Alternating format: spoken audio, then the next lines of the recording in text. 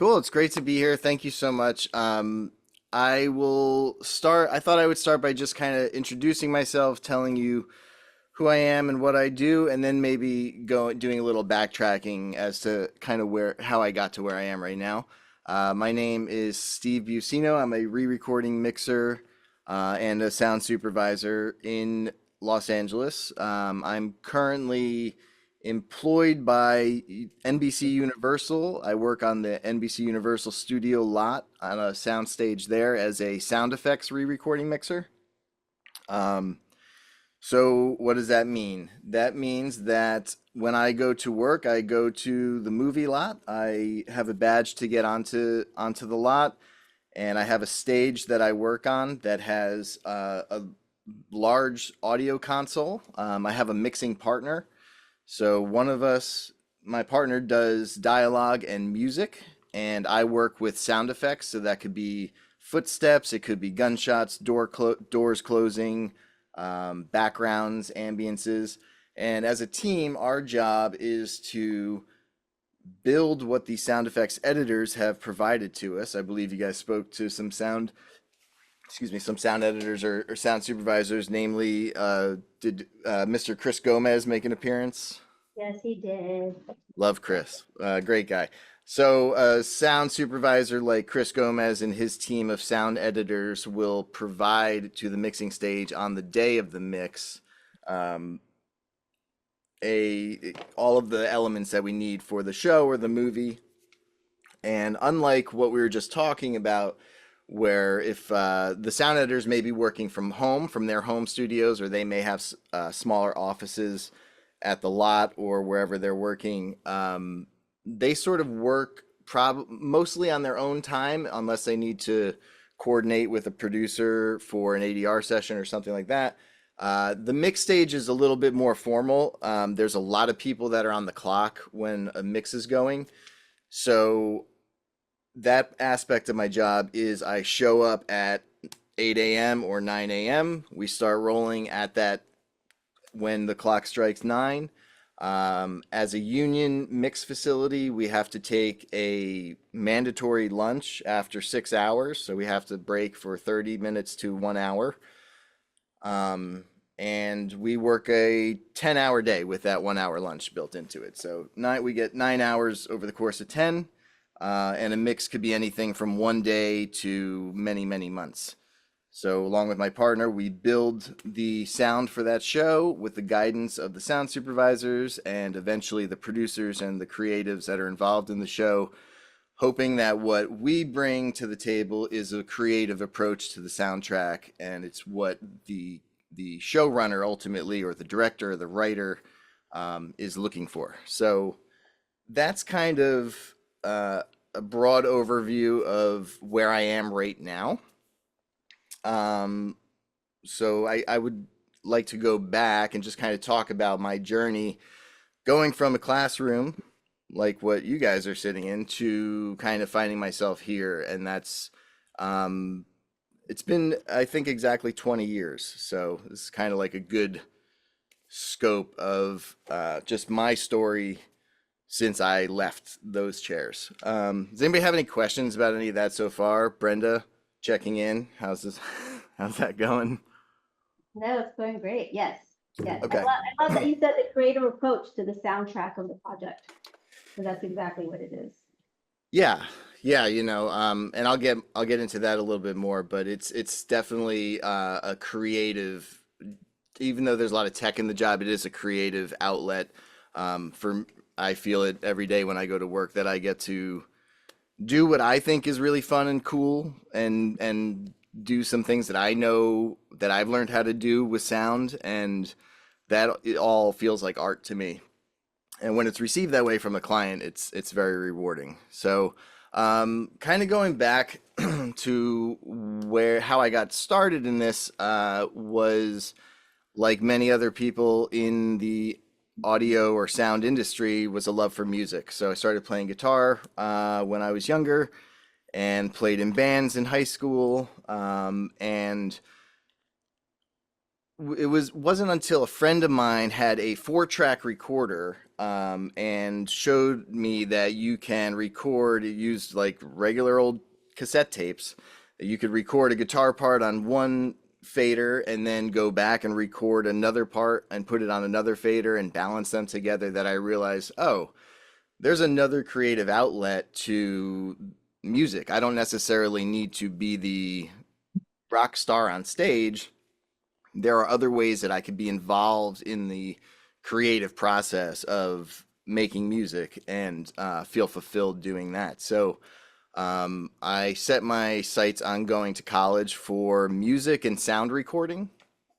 This was in the year 2000, so there were not a lot of programs around the country. I went to the University of New Haven in Connecticut. They had a program that was already up and running, and it was a 4-year college. So, kind of satisfied some of what the parents wanted. It had a program that I felt confident in. So I went to school in Connecticut. But it wasn't until after my junior year of college that I decided to take it upon myself to get an internship. And having been a teenager in the 90s, I wanted to go to Seattle. So I found myself making dozens of phone calls, sending out dozens of emails to music studios in Seattle in early 2003, until one of them finally agreed to let me hang out with them if I made it out there. So found a friend to drive from the East Coast to Seattle with, and I worked as an intern at a music studio for completely for free, about 80 hours a week, for 3 months in the summer of 2003. And just what I learned in those 3 months was leaps and bounds more valuable and more thorough than what I was learning in school. But I realized in hindsight that's everything is a stepping stone to the next level. So having been in school gave me enough, at least enough confidence, if not a false sense of knowledge, of what I could potentially gain from an internship. That caused me to get an internship, which gave me a wealth of experience that I thought would make me prepared for, an entry level job in the field. So, not to get too far off track there, I completed this internship. I went back to finish my senior year of college. I got I got a job at a music studio in Hoboken, New Jersey called Water Music, which was an old school music studio running old Neve consoles, tape machines. They were barely using Pro Tools um, at the time. So I got a full-time job there while I was still completing my senior year of college. So I scheduled all my classes for Tuesdays and Wednesdays, and I spent Thursdays through Mondays at this studio, really working for little to often no money, which was a total drag. But what I was getting from that was real experience, around some amazing people, some people that were not very kind, which is ultimately why I left the music industry, or a catalyst for that. But you know, the the idea that I was there and I was present for records being made and musicians, being creative and being in the room held some kind of magic for me, and it really it became a real focus. Like I wanted to be in the room and involved with the creative process in the sense of having control over the sound. Um, so even though I was working for free and often sleeping at the studio or finding a couch to sleep on somewhere, I it never became resentful, for me, which is important in this story because I think a lot of times what I've seen over the years from assistants, and younger people coming into the industry is, sometimes a sense of entitlement that they've come this far, they've gotten through college, and they deserve to be compensated at a high level from the beginning. And I would never say not to advocate for yourself, but there is a personal choice that I was making, and I continue to believe is important to make between um, giving yourself access to people and knowing your worth, or allowing. When I say giving yourself access to people, it means if I'm willing to work for free, I might have more opportunities might open up for me, and I might have access to more experience, but I need to balance that with still being treated fairly and advocating for myself. So that is a tough lesson to learn, and it took me a while. But continuing from there, I left that job in the music industry because of work conditions that were no longer tolerable. But I got an opportunity in post production, so I made a lateral move. I got a job as an assistant in a post production facility in New York, and that opened my eyes to sound for picture. So I already had quite a bit of experience mixing and recording, and I understood how to manipulate audio, but working with picture was a whole new world. And the studio that I worked for, and this is something that's more common in New York than LA, most of the mixers or engineers there, they are responsible for a project from top to bottom, sometimes exclusively by themselves. So what I mean by that is at that facility, I saw anything from advertising campaign, so commercials for McDonald's or TGI Fridays or something, that come in with an agency with 10 clients from the 9 o'clock in the morning and sit with you, excuse me, all day long, while you record voiceover, do sound design, mix the spot, lay it back to tape, and send it out. To in that same facility in the next room over could be a animated show doing a cast record, or an independent documentary that is requires dialogue editing or Foley or sound design. So all that is to say that in my first job as an assistant in post production, I was at a facility in a city that required you to know everything about almost every aspect of audio post. So from any given day, I could be expected to record, sound design, mix, work with clients. That is a major part of the job, being able to actually communicate effectively with your clients. So as my career went on in New York, I continued to when I wasn't working in well, I was always working in a studio, but I would often take smaller jobs on the side and work on them out of either the studio that I worked at, and I would use that studio on nights or weekends with permission from the owners, or I would work at home. And I always had some version of this studio. I always had either a little corner of my bedroom with speakers or headphones, or as my apartments changed in shape and size, sometimes it was a spare bedroom. So I always had a way to work on smaller budget projects, or even for free, throughout my career, because I knew that I wanted to I wanted to have full experience over every aspect. And what I was doing at work was great, but I had specific duties as an assistant and eventually growing into a mixer. All of the jobs that I took on the side were opportunities for me to make my mistakes, for me to, grow too attached to a sound design project, and really learn how to let go of a creative idea when it doesn't line up with your clients. I learned how to destroy my schedule and think I could do something in 4 weeks that I clearly needed 10 to do. I can grow as an individual with full vulnerability with these smaller, lower risk projects that I always was doing on the side. that's important to my story because part of my advice, which I could talk about later, is that I think you should always be working on something. And more specifically, I like to say you should always be finishing something.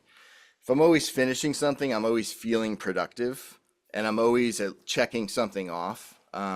If I'm always just working on something, that can often get overwhelming and you could have a hard time finishing something or letting it go. And, I like to always be finishing because it keeps me growing and keeps me getting better at my job. So, all through my career in New York, I was always doing these smaller projects on the side. Um, and in 2014, my wife and I decided we had enough with the cold and we thought that our lifestyle would be more fit to live in LA. And I also felt that there were more opportunities to be had in Los Angeles. I felt I had kind of hit a wall with a wonderful studio in New York, but I didn't feel like there was much more room for me to grow at a certain point. Um, and I wanted to see if I could find myself working on some of the coolest stuff that I could imagine working on. So I always wanted to progress and challenge myself. My wife and I came to LA with no jobs, nothing lined up. Um, we were taking a big risk of leaving what we had built for the first half of our career behind and coming out here. But because uh, we had built up a lot of contacts over the years, which is another part of my advice is to make sure throughout my process, I was always a kind person. I tried to always be someone that people wanted to have in the room. My goal was to be in the room, and I knew that the type of person that is invited to be in the room is someone that is kind, that listens to other people, that can stay calm and collected when other people may not be able to, because that someone that helps out. Because I find that those people become teammates and team members a lot faster than a person that is complaining or feels like they should have had a longer lunch, or someone that offers an opinion that's not necessarily constructive, or there's a lot of etiquette to be had with working with clients and colleagues. Um, sorry. So to digress, not to digress too much further down that road, uh, because I had worked with people and I had made myself hopefully a desirable person to work with, my wife and myself were able to quickly find some way into the industry in LA. I started off by doing almost exclusively animation recording. So I did a lot of cast records for Warner Brothers and DreamWorks and Cartoon Network early on when we first moved out here.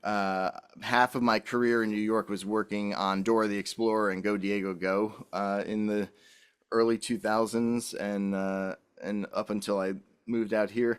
So and looking back, I owe a lot of that to the type of facilities that I worked for, and taking the initiative to make it my business to know what was going on in every room that I was assisting, because one day I might have to do an animation record, another day I might be working with an advertising agency. Again, when I moved out here, I was able to find, my niche into getting employment, and I fell back on doing more animation work. And then that transitioned into being an ADR mixer. I worked for a small sound company out here that I had forged a relationship with in New York. They knew me as an ADR mixer because that was part of my forte, and but I told them I was a re-recording mixer, and that was where I felt most useful and most creative. They didn't quite know what to do with that, so they made me a sound supervisor, which is where I met Professor Brenda. I was supervising shows for this company the way Chris Gomez is a sound supervisor. Uh, I worked on a show called Speechless when I first met Brenda, and I did that for a long time, and that was a really good fit for me because I had experience in dialogue editing, in sound effects editing, in ADR. I am a mixer, so I thought valuable input on the mix stage. And I liked working with people, and I had experience working with ad agencies, which is often 10 bosses in a room. So managing a team of sound editors or interfacing with clients was all very natural for me. So sound supervisor was a good fit for a period of time, but I always felt that I'm most creative and most useful as a re-recording mixer. So fast forward to, let's say, the pandemic. All production pretty much stopped except for animation. So once again, I found myself working from home, doing remote recording for DreamWorks and Fox Animation for American Dad, Family Guy, a lot of DreamWorks children's programs. And I was able to do that from this room because always had a studio that was set up, and I was always, extending myself into all aspects of the industry. I was able to have another fallback career, which kept me busy 5 days a week throughout the pandemic, which happened to lead to a circumstance where my mixing partner at Universal he was looking for a new partner. There were some scheduling issues with someone that he was working with, and they ended up leaving. Uh, my name eventually came up. He and I met, we hit it off. But that was in November, and the job really wasn't going to be available until March. So he had, before he and I met, he had seen a lot of other people for the job that I currently have that could not make it work between November and March. They needed a job at that moment, but that wasn't what the opportunity was. But because I had other fallback jobs, like what I was doing for DreamWorks and Fox Animation from home, I was able to bridge that gap, and I was able to patiently wait for this opportunity to come around. So, uh, was it March? It was something like that. There was several months that I needed to bridge, and I was able to do that because I had enough experience in a wide range of the industry to be able to continue doing something that wasn't exactly what my immediate goal was, what, like, remote recording for animation from home. But I was able to wait out that job opportunity, and I've been at Universal now almost 3 years. And yeah, it's my favorite job that I've ever had. I get to go to work in a beautiful facility every day. I love my mixing partner. I love our mix tech. I think we have a great team of editors and supervisors behind us. Um, so that's been that's sort of my path to where I'm at today. Um, Brenda, should I go down the list of other talking points, or do you have questions at this point? Yeah, we have a question in the chat. Oh, cool. Let's see.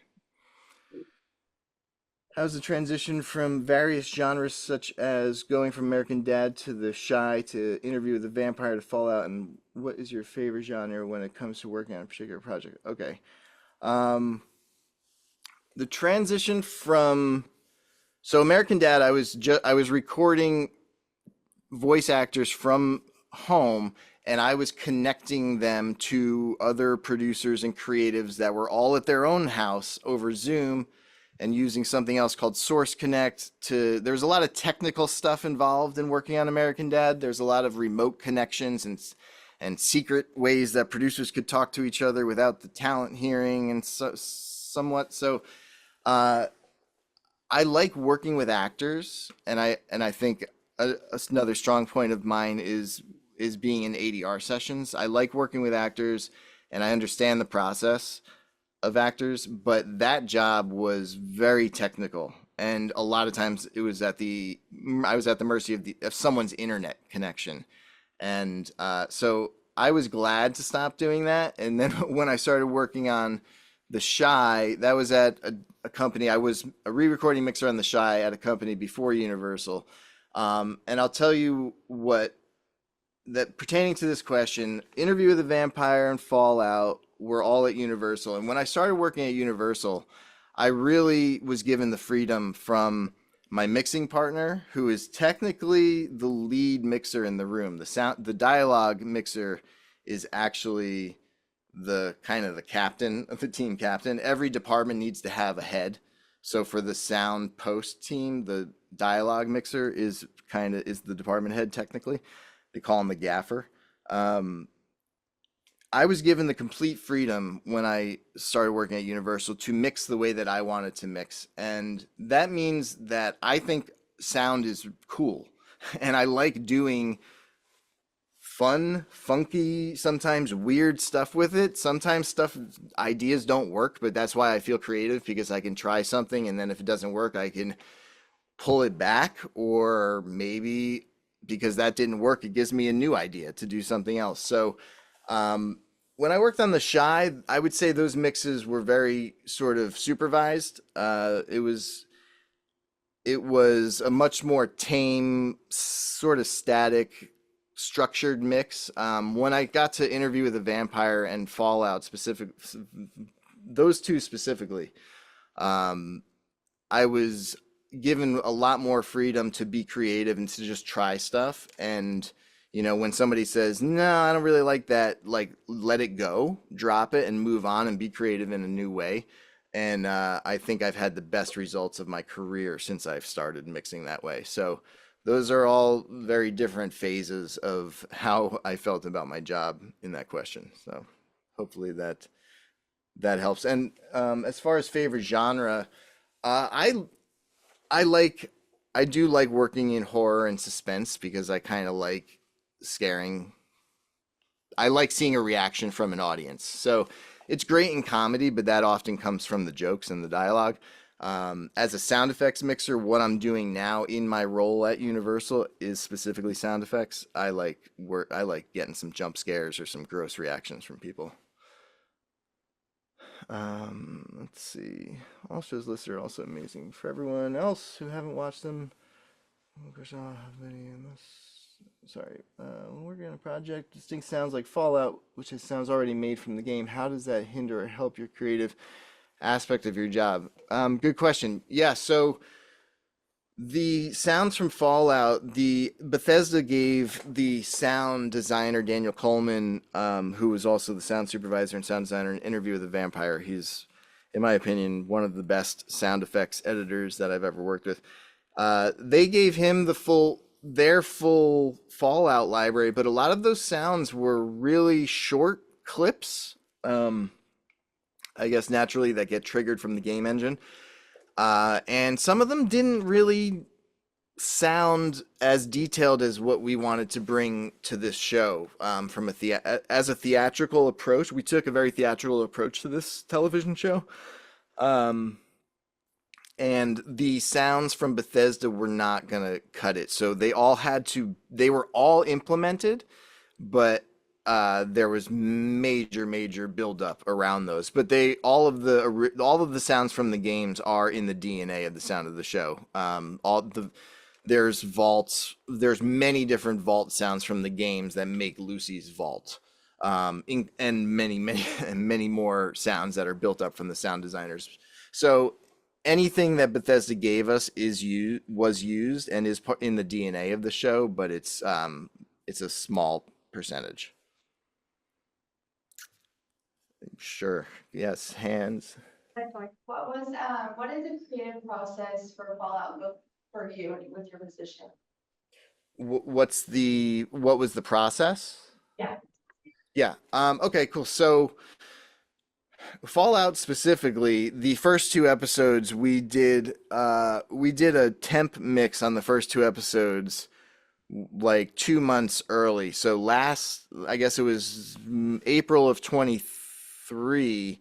We mixed the first two episodes. So that entailed me showing up on day one. I had seen some footage and I had been talking to the sound designers and stuff quite a bit, but showing up on day one and being handed a monster of a session of backgrounds and textures and a door that was 24 tracks of sounds making this huge vault door, and just a real a large feat to be done in a few days. So I just, I worked on it the way I work on anything, which is I take small sections of things, I make them make sense. So for Fallout, those first two episodes, we mixed them with a deadline for a screening, and then we sort of came off of the show for a month, and then they made some picture changes to the show, so we had to conform our mix, and then we kind of went in and kept readjusting and readjusting. So the first 2 or 3 episodes of Fallout were a little bit different because it was a lot of going back and just like slightly changing what we were doing, because we had a deadline that we had to kind of rush to make that screening. The normal process from episode, I'd say 4 on, was we're supposed to get 5 days to mix the show. The first day, I would work in a totally different room from my mixing partner. This is a luxury that we were able to have at Universal for a number of reasons, not the least of which was that strikes were going on, so there were a lot of empty stages.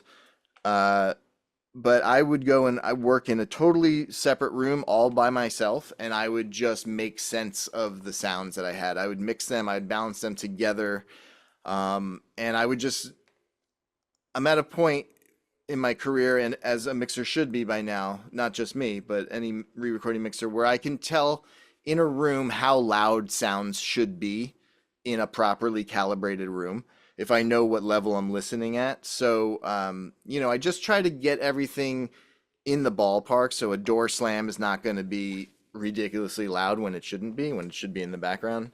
And then on day 2 and day 3, my mixing partner and I, we join our systems together and we go in the same room.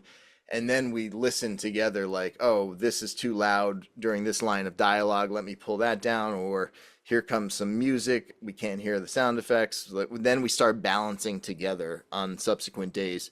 And at some point in that process, different levels of producers get involved. So first it's our associate or our co-producers that start in with us on day 3, and they'll start offering their feedback as to what we're doing, or we have a discussion about a creative approach to a scene, and then we execute it as the mixers.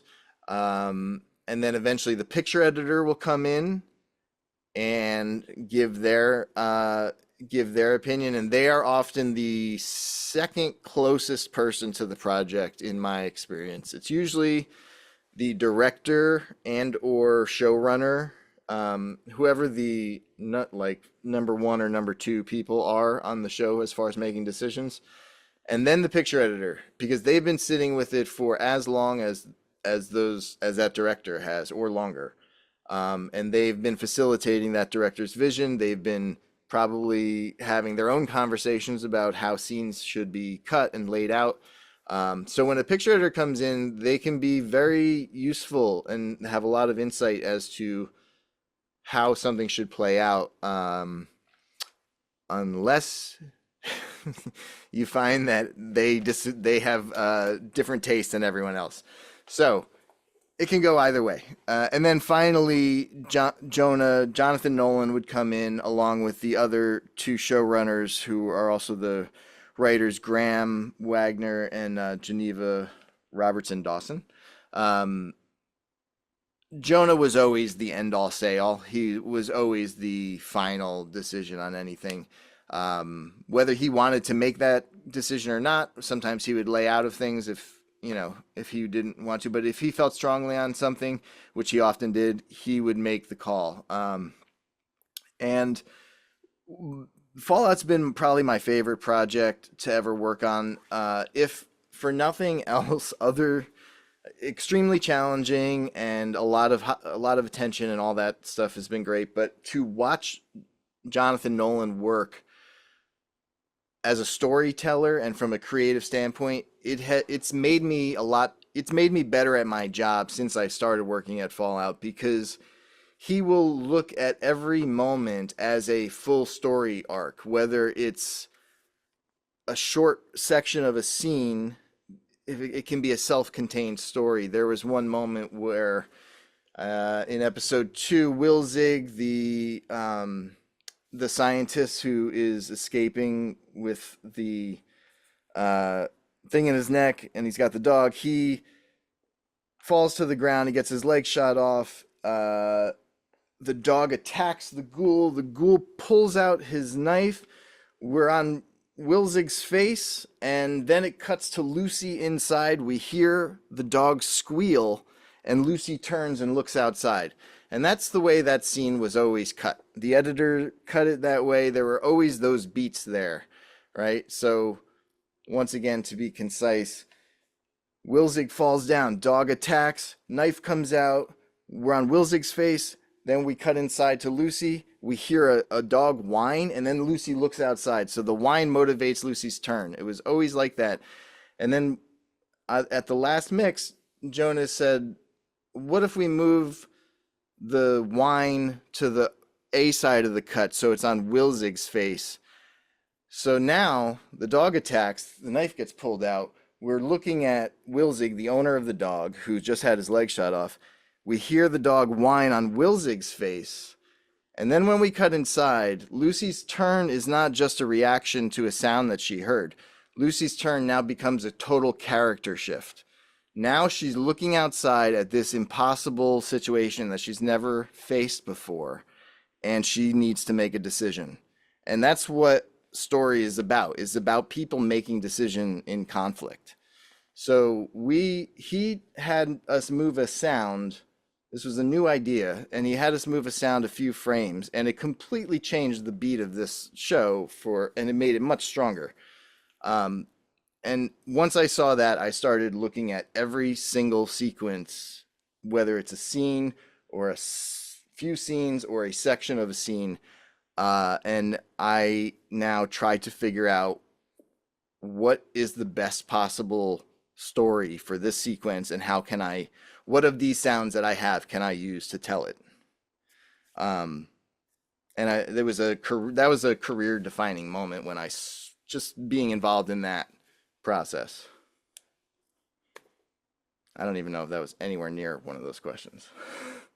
That was fantastic. So Okay. earlier in your career, you had mentioned that you went from Connecticut to Seattle for the internship. Is there a reason why you chose Seattle? Or, I mean, knowing that you had New York and you could have, easily got an internship there. What was it about Seattle? Was it something that they had over every other city, or, in regards to your job, or? Yeah.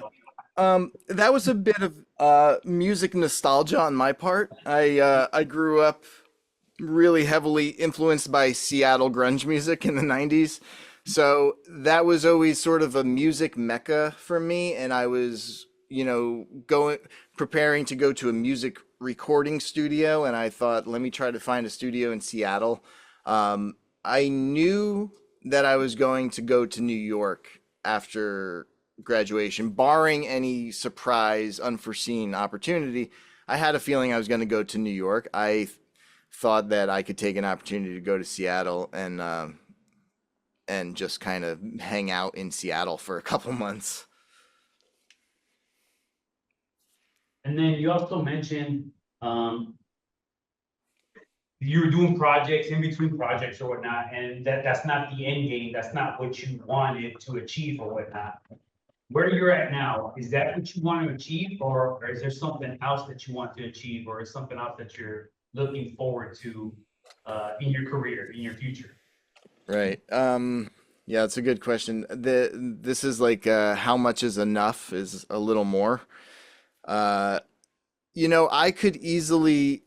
have said many times I could stay where I'm at in the room at Universal that I'm working in now. I think it's one of the best rooms in LA. It's beautiful. It's massive. It used to be a universal feature stage, so that we can fit tons of clients. It has big ceilings. You don't find rooms really like that around anymore because it's on a studio lot and it's got this legacy of having all this space. I would be very happy staying in that room for the rest of my career. What I'm think is going to happen and what has been talked about is my mixing partner. I'm 42. My mixing partner is 57. So we mostly work with his clients. He has been around for a long time. He mixed every episode of Westworld. He won Emmys for Westworld, which is Jonathan Nolan. So I was very fortunate to link up with my mixing partner because it's a built-in client base. And the plan that's been talked about is when he retires in a few years, hopefully I will likely move over to the dialogue side and hopefully absorb some of his client base, whom I now have my own relationships with. And, we've been a team working together, and I just love all of the clients that he's brought to the table, and I have a good rapport with them. So I think the long-term goal right now is to move into the dialogue chair in a few years and kind of then I will be the gaffer in that room and have my own client base and work in that room at Universal. That would make me very happy. I also have a little bit of an itch in the back of my mind that's been going on for the past year or so about getting into some serious feature work. I've mixed a lot of indie features, but I feel like there might be a road into the feature mixing world that I've yet to venture far enough down. Yes. Could you talk about what you meant by always finishing something? Yeah. A lot of people's motto, and my motto for a long time was always say yes. Whatever it is, just say yes and figure it out later. If you're an actor, do you know how to horseback ride? Yeah, sure. Can you do a backflip? Yes, absolutely. And then you figure out how to do it later. Or if you're in audio, a lot of times you take the job because you don't always know when the next one's gonna come around. So my motto at one point was always be working on something, which I do still stand by. I think it doesn't have to be free. It doesn't always have to be low budget. And you have to come up with a compromise on how much free or low budget work do you want to do. But if you're always working, that doesn't necessarily mean that you are always finishing something and putting it away and moving on. To me, I am a kind of person that can open a lot of projects and not necessarily always finish them so concisely. That last 10% seems to be really hard for me. But if I'm always finishing something, if there's something so whether it's, my wife and I have a voiceover demo production company. She's a voiceover actress. We will train and we'll produce voiceover demos for young actors or people that need voiceover demos. And I want to always be finishing one of those before I start a new one, because I have other projects going on too. I always like to be putting something away because I get a sense of self-esteem and productivity from knowing that I just completed something. So instead of always be working on something, that can get overwhelming for me. I try to always be finishing something, which means I always have something else come, in progress. Let's see. In terms of team dynamics, is it always you and one other person, or do you have to work solo sometimes? Also, when working on fictional materials such as Fallout, futures, do you find it hard to land certain sounds such as weapons or sounds? Okay, great.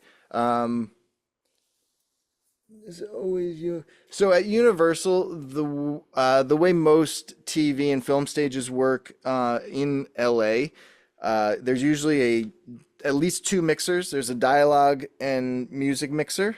So he'll handle anything that is dialogue related or music. And then there's the sound effects mixer. We're almost always working together unless there's a special project where maybe they can only afford one mixer. So they'll find someone that can do both sides, but it's typical in LA to have two mixers, and we have a mixed tech. So we have someone the third person on our mixing team is our tech, and he kind of keeps the computers running sometimes, and gets our sessions up and ready for us and organized. And if we have, if we get new picture or if new elements come in, he's in charge of keeping all that stuff kind of organized. So in the at Universal or at a facility structure, you usually have multiple people you're working with. In other cities, like New York included, you might work on something entirely by yourself. And when I work on projects from home, I work pretty much by myself. Chris Gomez and I did we did a movie in the beginning of the pandemic. He did all of the editorial at his house, and he sent it to me, and I mixed in here, and then I would send him stuff back, and he would listen to it there, and he would send me notes, and he would be like, I need to get you a new line for this and that. And so we were working together, but we were also by ourselves. So, again, if you can manage to grasp the technology and sort of stay with it, I think it will help you find yourselves in situations like that where you can take an opportunity and work with your friend because you both have setups where you could work at home. I think today, in the way the industry is right now and the way technology is, and it's only going to get faster and better and cheaper. I think if you can have a dedicated workstation that you are confident in, the sooner the better. Working on fictional materials, Fallout, Futuristic 5, is it hard to land certain sounds like weapons or the sounds of the creatures? Yes, they went through a lot of sound design and sound editorial went through a lot of rounds of sound builds for different creatures, particularly the Gulper in episode 3, which is like the half man, half water monster. And in episode 2, the Mogwai, the bear. They went through a lot of that before it got to me. And then when it got to me, it was about balancing sounds so that on every cut, the most important thing was being featured. But yeah, and Jonah wanted to re-envision the ghoul's gun, the shootout that the ghoul has in episode 2. That shootout I mixed 4 different ways with different gun sounds because he wasn't sure what he wanted. It ended up being a potato gun kind of sound. That was most of the DNA, because in Fallout specifically, the technology, even though it's futuristic, it's retro future. So the technology was supposed to stop in what we call the 1950s. So everything was a lot of the weapons in Fallout were sort of hodgepodge machinery put together. There's a junk jet is one of the guns where it shoots screwdrivers or doll parts or whatever you put into it. So we had fun kind of making things sound a little janky on purpose, to land some of those things. But yeah, the show was, nothing in this show is at this point is unintentional.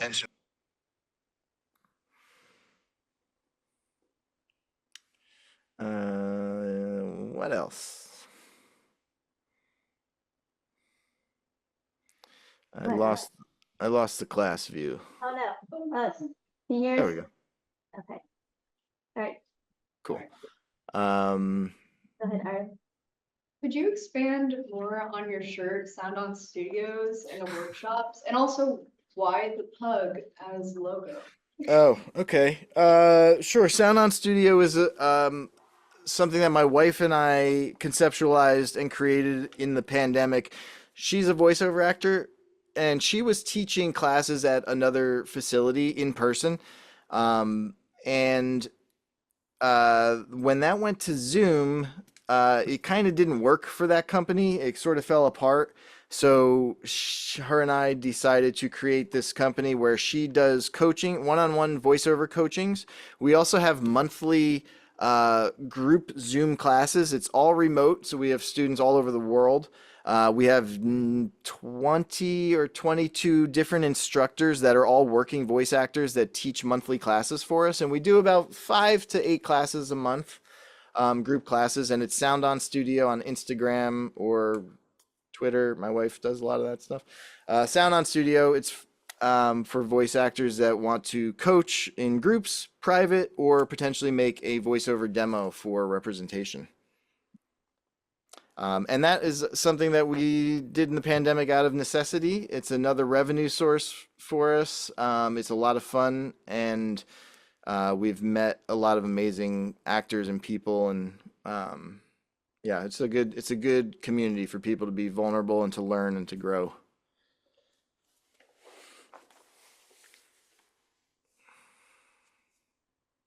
Have we ever worked on similar projects? Yes, I've recorded her for video games. I was booked separately on as an engineer on a video game record a few times in LA, and she got booked as the talent. And there have also been projects where I was hired to mix a spot, and she was cast as the voice talent. So yeah, we have worked together a bit. Sure, whoever, anybody. Sorry, I don't know your name. Go ahead, Tori. Okay, so you had talked about letting go of whatever you thought was the vision. What do you mean by that? Okay, great. Let me, if I am looking past you, it's because I do have some notes on some of this. I did prepare. What I came across early in my career, and I was affected by it to some degree from time to time, but I saw it a lot in other people that I was working with.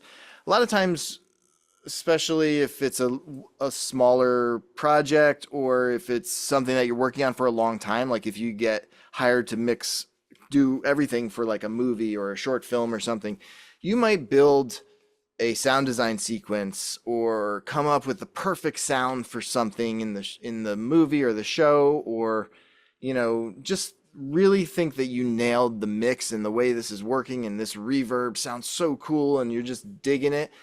But if you can keep in mind that you're a facilitator in the audio department, you're there for your creativity and your input, but it's not your show.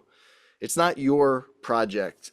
Unless you directed it and are paying for it and you're doing this yourself, it's someone else's vision that you are brought onto as a team member to help facilitate. So,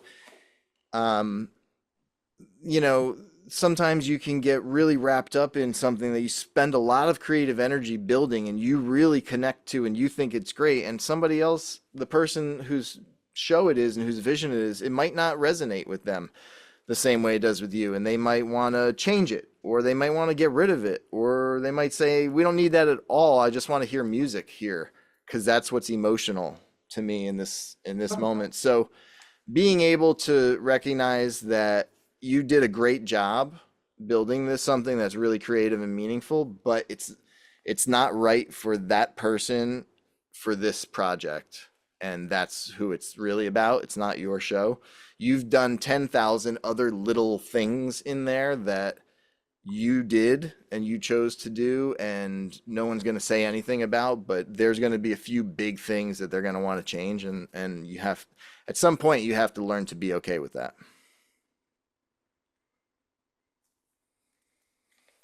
Yes. You say that you work on a lot of like side projects along with like your normal projects. Okay, I'll talk about it. Sorry. I was gonna ask about if you do video games often, what's the process of that like? I don't work in video games that much anymore, but when I was working, especially in New York at a facility that would do anything from day to day, working in video games for me entailed doing a lot of the dialogue recording for it could be really mundane things, like you might have the actor might need to do a 3-second yell, and then a 5-second yell, and then a 10-second yell, and then you relabel the file name 0001389, whatever, it can be really mundane stuff like that. Or some video games have like entire cutscenes that are like fully theatrical, dramatic unfoldings of part of the story, and you I've recorded the dialogue for that too, which is it's a lot like recording for animation, where you're actually recording uh, a dramatic scene unfold. But there are the tedious ones, like I mentioned. Of one time I had to record for this isn't a video game, but this is tedious. In the New York Lottery launched a campaign where they wanted to put every single person's name, every possible name, into a jingle. So, and every town in New York, the state of New York, into the jingle. So there was I was loop recording someone singing every possible name that they could think of from A to Z, and I had to make a separate file for each one. That's kind of like video game recording. You get a lot of different phrases that need to be triggered at different times. So there's a lot of small little chunks of content that you record. You mentioned that you're in a union. Would you recommend joining a union? Yes, I do recommend joining a union for audio specifically. I can't speak of other unions because my union I'm allowed to work non-union. I just won't acquire union benefits for those hours, but I have freedom to work in any way that I want to. I don't have to hide anything that I do. If I work on my buddy's low budget documentary, that's totally cool. The union has scales, which is minimum wage for the union, which is depends on your position from pre-production, production up through post. A lot of those scales are decent livable wages, at least in post-production sound. There's a lot of protections that a union offers, and there's 4 people in my family, and we pay $50 a month for health insurance for all 4 of us. So that can't be beat. Yes, I do recommend it.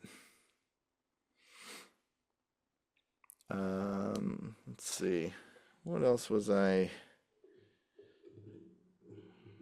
going to see? Always be working, be kind. Oh, a piece of advice that I jotted down for me when it comes to always be working or always be finishing. When I'm debating on taking a project, if it's Universal is my first gig. That's my day job. That's what I'm committed to. But for side gigs, a project, my rule is that it has to have 2 of 3 things. It has to have good people. The people that are involved have to be nice. I always have at least a phone conversation with the person that I'm going to be interfacing with, and make sure that everything feels good, So good people, they have to have 2 of 3 things. Good people. It has to be a good project. It has to be something that I actually want to work on, or I feel like I could get some creative fulfillment from, or it's something really cool, something I've never done before. Or the third thing it could have, does anybody guess what the third thing that it could have is that would make me take it? It could have good money. If it has 2 of 3 things, good people, good project, or good money, it needs 2 of those 3 things for me to take something at this point. The project could be really awesome, something I'm happy to work on, and with really great people, but they don't have a lot of money. There's a good chance I might do it. If they could be cool with me and my schedule, I'm probably going to do that. If the people are rad and they have a great budget and the project's I might still consider it, maybe. If the project's really good and the money's really good, and the people aren't that great, I don't know. That one's getting further and further away. I find that my time is really valuable, and to be dealing with people that I enjoy is becoming more and more important to me. But at least 2 of those 3 things. Earlier you had, right at the beginning when you started, you said, I guess the path, do's and don't do's or whatnot, what recommendation do you have for us if this is the path that we're trying to choose, like the do's and the don'ts, to kind of get to, where you're at? Yeah, okay, cool. do network with everyone that you possibly can. No, everyone in this room may be going off into different fields, but keeping in touch and networking with people, you never know where someone's going to land. And that doesn't necessarily need to be a selfish thing. You might be able to help someone in the future, based on where you all end up as you move jobs and maybe even careers multiple times. So keeping in touch with people and networking and building a base of people that know and trust you is really important because I was recommended to my mixing partner by someone that I know and trust dearly, but I've never actually mixed with. He's a mixer that I've known for years, but I've never had a chance to actually mix with him.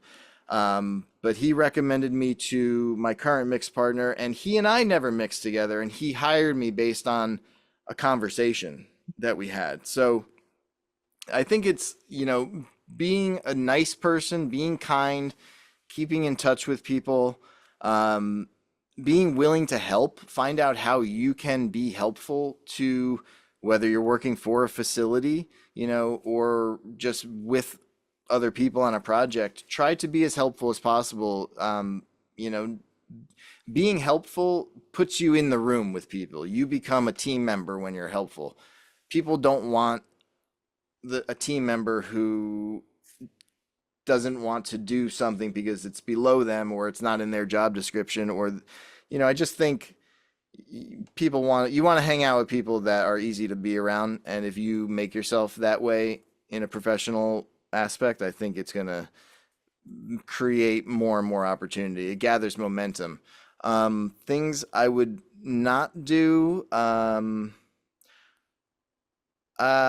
would just be careful about when you start gathering credits and stuff in the beginning. I would be honest and transparent about your credits. I have seen people, and I have faltered in this area myself early on, where you are involved in something peripherally, but you allow it to, you allow yourself to kind of take credit for something that's more than what you actually did.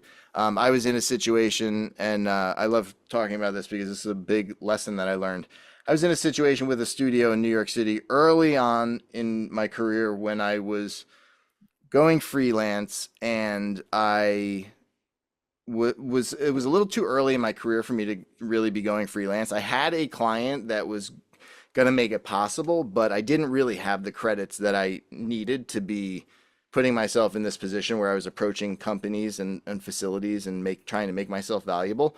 And I presented a list of credits of projects that I was assisting on. I was involved in the project at a facility, but I was not the lead mixer on. But I just presented it as a list of projects that I had been involved in. And it opened up a very specific opportunity for me that I took. But later, I did have to face the people that I was taking, false valor for in that, and I did apologize to them. And, that is a lesson that I did. I made a decision to access something, and it worked, but I've apologized for that many times because in hindsight, it was not something that makes me feel good about myself. So yeah, I would just be careful about, that's my that's my advice. Be careful about what you take credit for. Um, what else? Bria. Earlier you said that, you won't work on certain projects if you like don't like them, so I was gonna ask, what is your criteria for picking out certain projects?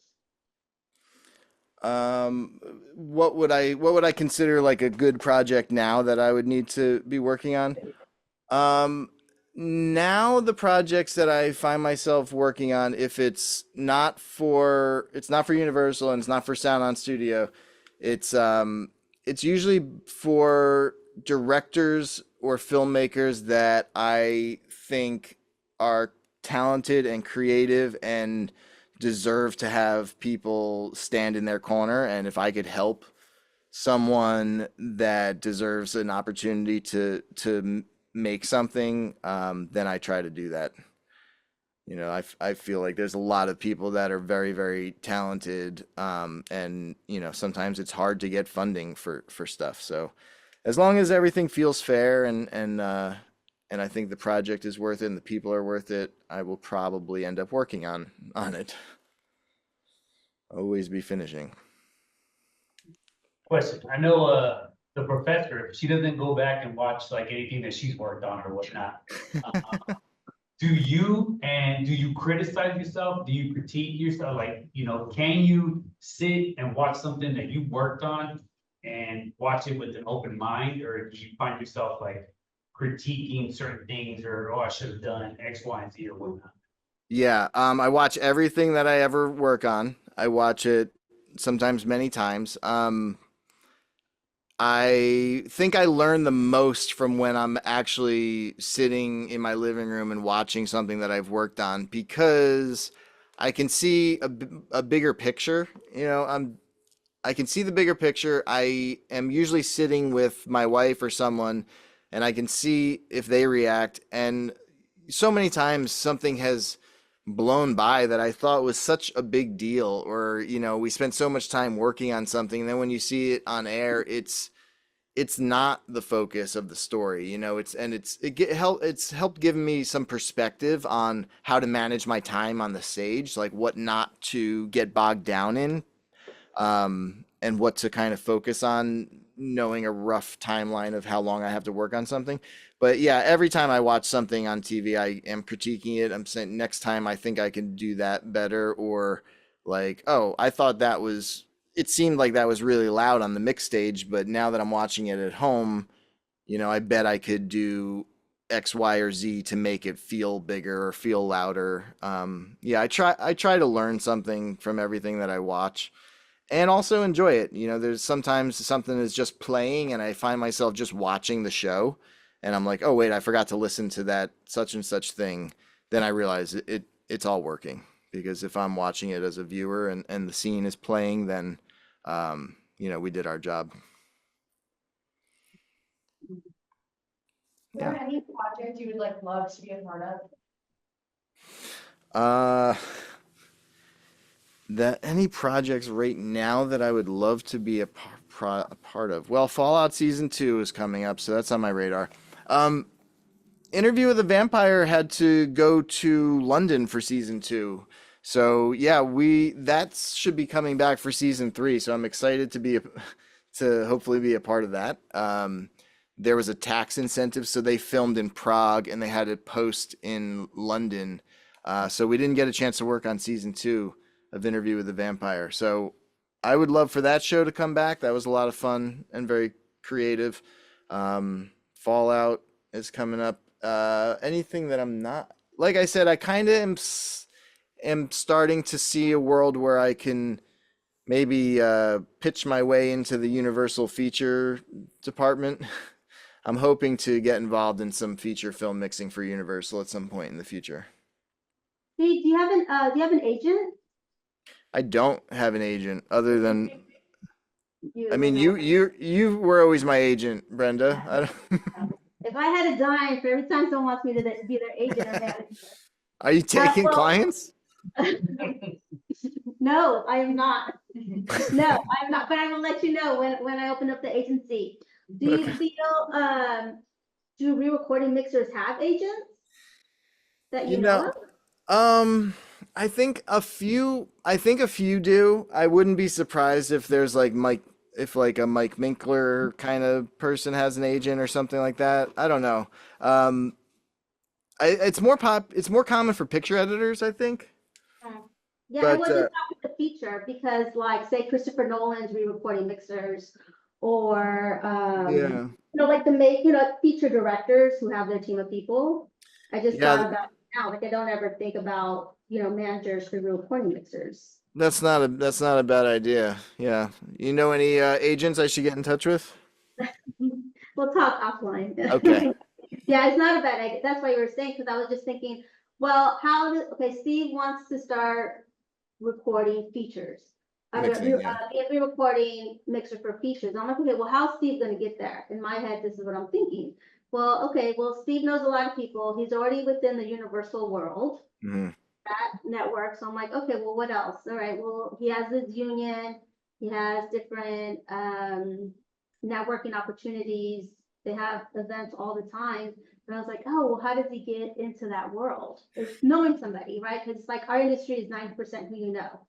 They tell Yeah, the students, you're gonna get your job by skill, but what keeps you employed is your attitude. totally. And your Yeah, attitude is gonna get was what is gonna get you from project to project. absolutely. Yeah, 90% of who you know. And yeah, it's like the mixing or editing or whatever it is that you end up doing, that is a service that your clients expect to be able to get anywhere that they go, but they're gonna keep coming back to you or me because they know, we have a rapport, we have a relationship of some kind, and we can be in a room for 8 hours a day together, 10 hours a day together, and that is what keeps people coming back. They're going to remember maybe where we had a great lunch more so than they're going to remember what the mix sounded like on episode 203 last year. So just, yeah, I think an agent is a good an agent's a good idea. Just being in, like I said earlier, like networking and keeping in touch with people. Everyone in this room may end up working. You might end up working with someone in this room, in a couple months or in a couple years. So it's good to just kind of keep an open conversation going with your peers. What makes you interested in features? Time. There's a lot more time to work on features. TV shows, most of the shows that I work on are 3 to 4 day mixes. Fallout was supposed to be a 5 day mix. I don't think we mixed any of those shows in 5 days. I think we spent at least 7 days on each show, and the first episode and second episode, I think we spent 17 days on each. I think we did 17 mix days on each of those episodes. TV there's a schedule, and everything just happens so much faster. So you have to balance your time. And there are some younger mixers that I see right now that are having problems with this, is that you get bogged down in doing all these fine micro adjustments and creative little things that you want to do like right away when that inspiration strikes. I have learned to either take that inspiration and create sort of an outline of it that'll make me remember what I was doing when I come back to it, or just shelf it until I get everything in a place where I know that I can meet my deadlines, and then I can start devoting whatever time is left over to some of these creative things. So there's some compromise in TV just based on the speed of it. If you're putting on some shows, we're mixing a new episode every week. If you're on a show called Speechless, you're mixing on Monday for Wednesday air. And you're spotting on Thursday for the next Monday. So, there's not always a lot of time to be as creative as you want, and features tend to have a little bit of a lengthier schedule. Mhm. And but do you make more money working on a feature versus episodic? Make more money. There's different ways you can structure your contract. Like I'm a day player right now, so I have a day rate at Universal. So if they call me in, if I step foot in there for a job, I'm getting paid at least 9 hours, even if we're done in 2 hours for some reason. So on a feature, it depends on how you negotiate your contract. You could be on a weekly, and then there would be a weekly union minimum, and then you could go into overtime potentially on top of that. Or you could be on a day rate. Either way, I think, if I were going to be working for 6 months on something, I'd be happy to be on a weekly, or if I knew I was going to work 5 days. The weekly is good because if all of a sudden they say, oh, let's take tomorrow off, guys, we've been working really hard. If I'm on a day rate, I might not get paid for that day. You could be working for 4 weeks straight on a movie, and if the director's like, actually, I'm going away for the weekend, why don't you guys all take Thursday and Friday off? If I'm not on a weekly, then I might lose those days.